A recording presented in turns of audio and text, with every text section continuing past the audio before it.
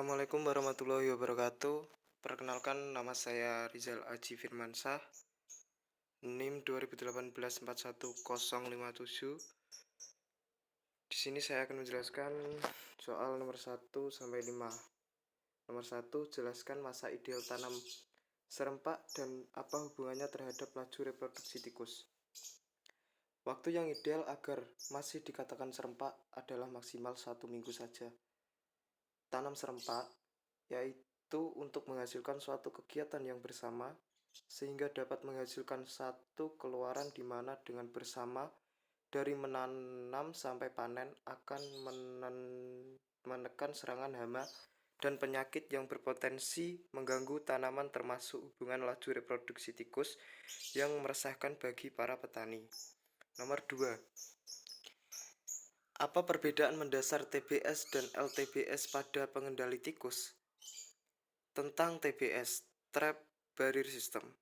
Sistem bubuk perangkap merupakan teknik pengendali tikus sawah yang terbukti efektif menangkap tikus dalam jumlah banyak dan terus-menerus sejak tanam hingga panen.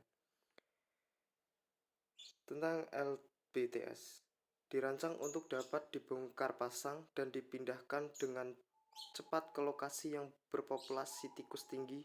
Digunakan terpal sebagai bahan LTBS agar praktis dan lebih cepat dalam pemasangannya, awet hingga 6-8 kali musim tanam. Perbedaannya, dasar perancangan,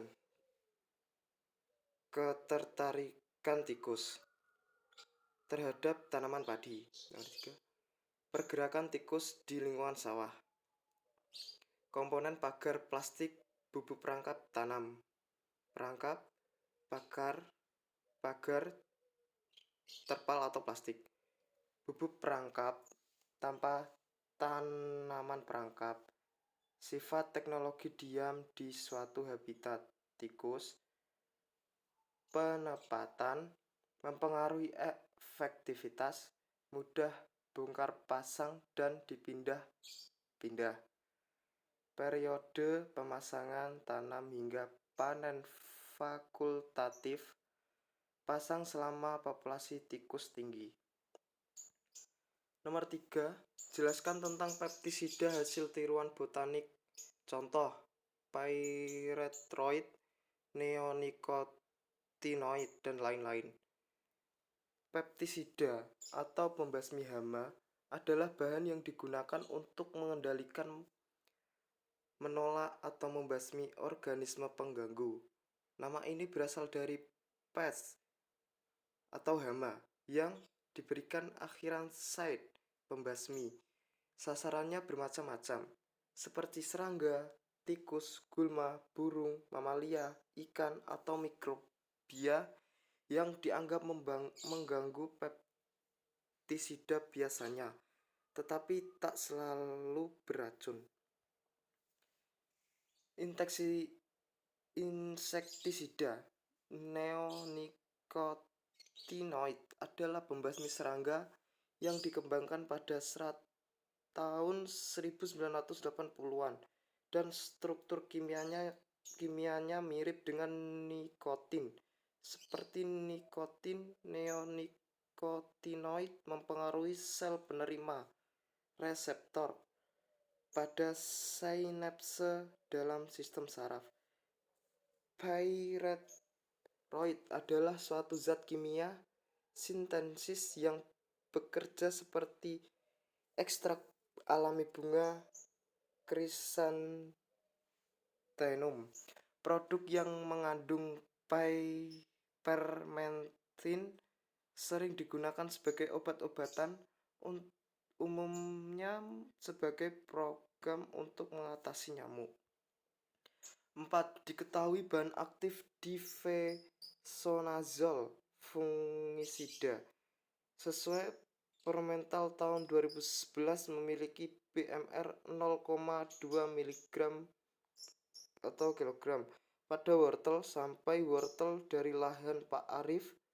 Setelah dianalisa pada memiliki kandungan difesonazole 0,05 miligram atau kilogram. Jelaskan apakah wortel Pak Arif masih aman untuk dikonsumsi.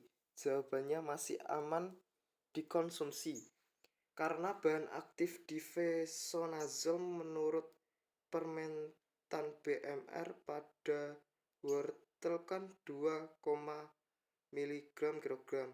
Sedangkan wortel Pak Arif kandungan difesonazolnya cuma 0,05 mg per kilogram, berarti masih di bawah BMR.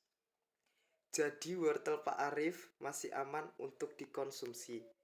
Nomor 5, jelaskan tentang budidaya GAP, Good Agriculture Practice.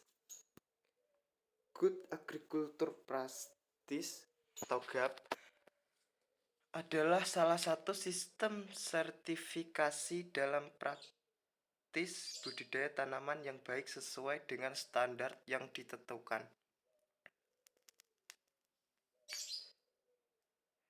Munculnya era perdagangan bebas menurut siapapun untuk meningkatkan kualitas karena pada era ini tidak lagi tergantung pada hambatan tarif, melainkan terhadap quality barrier.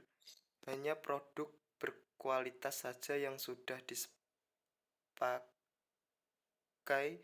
bersama, baik dari mutu, keamanan produk yang dapat keluar masuk dari dan suatu ke negara. Untuk mewujudkan hal tersebut, maka produsen harus menaati peraturan yang berlaku dalam menghasilkan produknya sesuai dengan standar yang telah ditentukan. Seperti halnya dalam budidaya tanaman baik pangan, hortikultura maupun perkebunan. Apabila produk hasil pertaniannya diterima pada perdagangan bebas, maka seorang produsen harus mentaati salah satu sistem sertifikasi yang disebut sebagai Good Agriculture Practice atau disingkat GAP. Sekian dari saya. Wassalamualaikum warahmatullahi wabarakatuh.